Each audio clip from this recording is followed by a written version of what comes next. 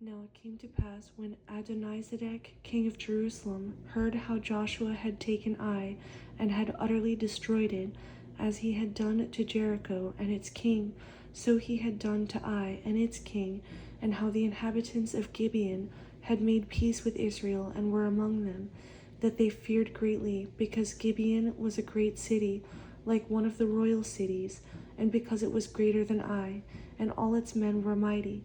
Therefore Adonizedek, king of Jerusalem, sent to Hoham, king of Hebron, Piram, king of Jarmuth, Japhia, king of Lachish, and Debir, king of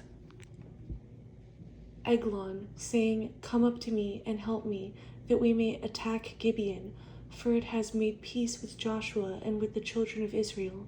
Therefore the 5 kings of the Amorites, the king of Jerusalem, the king of Hebron, the king of Jarmuth, the king of Lachish, and the king of Eglon, gathered together and went up, they and all their armies, and camped before Gibeon, and made war against it. And the men of Gibeon sent to Joshua at the camp at Gilgal, saying, Do not forsake your servants, come up to us quickly, save us and help us, for all the kings of the Amorites who dwell in the mountains have gathered together against us. So Joshua ascended from Gilgal, he and all the people of war with him, and all the mighty men of valor. And the Lord said to Joshua, Do not fear them, for I have delivered them into your hand. Not a man of them shall stand before you. Joshua therefore came upon them suddenly, having marched all night from Gilgal.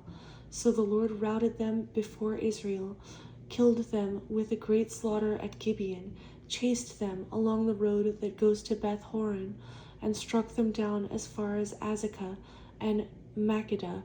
And it happened, as they fled before Israel, and were on the descent of Beth Horon, that the Lord cast down large hailstones from heaven on them as far as Azekah, and they died.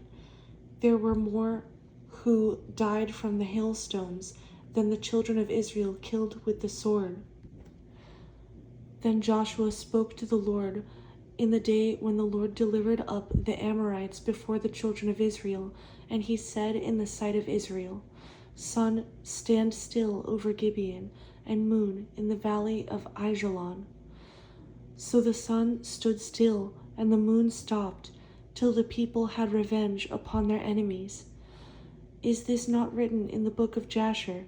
So the sun stood still in the midst of heaven, and did not hasten to go down for about a whole day.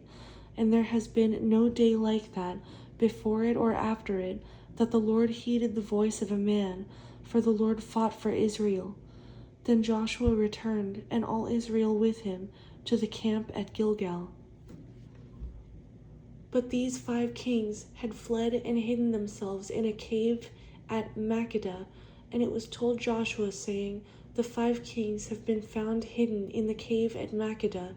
So Joshua said, Roll large stones against the mouth of the cave, and set men by it to guard them, and do not stay there yourselves, but pursue your enemies, and attack their rear guard. Do not allow them to enter their cities, for the Lord your God has delivered them into your hand. Then it happened, while Joshua and the children of Israel made an end of slaying them with a very great slaughter, till they had finished, that those who escaped entered fortified cities. And all the people returned to the camp, to Joshua at Makkedah in peace. No one moved his tongue against any of the children of Israel. Then Joshua said, Open the mouth of the cave, and bring out those 5 kings to me from the cave. And they did so, and brought out those 5 kings to him from the cave, the king of Jerusalem, the king of Hebron, the king of Jarmuth, the king of Lachish, and the king of Eglon. So it was, when they brought out those kings to Joshua, that Joshua called for all the men of Israel, and said to the captains of the men of war who went with him, Come near, put your feet on the necks of these kings. And they drew near and put their feet on their necks. Then Joshua said to them, Do not be afraid, nor be dismayed. Be strong and of good courage, for thus the Lord will do to all your enemies against whom you fight. And afterward Joshua struck them and killed them, and hanged them on 5 trees, and they were hanging on the trees until evening. So it was at the time of the going down of the sun that Joshua commanded, and they took them down from the trees, cast them into the cave where they had been hidden, and laid large stones against the cave's mouth, which remain until this very day. On that day Joshua took Makkedah and struck it and its king with the edge of the sword. He utterly destroyed them, all the people who were in it. He let none remain. He also did to the king of Makkedah as he had done to the king of Jericho. Then Joshua passed from Makkedah and all Israel with him to Libnah, and they fought against Libnah. And the Lord also delivered it and its king into the hand of Israel. He struck it and all the people who were in it with the edge of the sword. He let none remain in it, but did to its king as he had done to the king of Jericho. Then Joshua passed from Libnah, and all Israel with him, to Lachish, and they encamped against it and fought against it.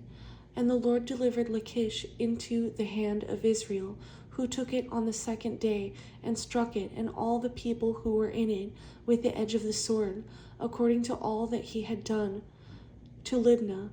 Then Horam, king of Gezer, came up to help Lachish, and Joshua struck him and his people until he left him none remaining. From Lachish Joshua passed to Eglon, and all Israel with him, and they encamped against it and fought against it. They took it on that day and struck it with the edge of the sword, all the people who were in it. He utterly destroyed that day, according to all that he had done to Lachish. So Joshua went up from Eglon, and all Israel with him, to Hebron. And they fought against it, and they took it and struck it with the edge of the sword, its king, all its cities, and all the people who were in it.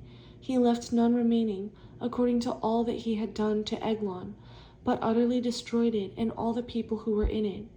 Then Joshua returned, and all Israel with him, to Debir, and they fought against it, and he took it and its king and all its cities. They struck them with the edge of the sword and utterly destroyed all the people who were in it. He left none remaining, as he had done to Hebron, so he did to Debir and its king, as he had done also to Libnah and its king. So Joshua conquered all the land, the mountain country in the south, and the lowland and the wilderness slopes, and all their kings. He left none remaining, but utterly destroyed all that breathed, as the Lord God of Israel had commanded. And Joshua conquered them from Kadesh Barnea as far as Gaza, and all the country of Goshen even as far as Gibeon. All these kings and their land Joshua took at one time, because the Lord God of Israel fought for Israel. Then Joshua returned, and all Israel with him, to the camp at Gilgal.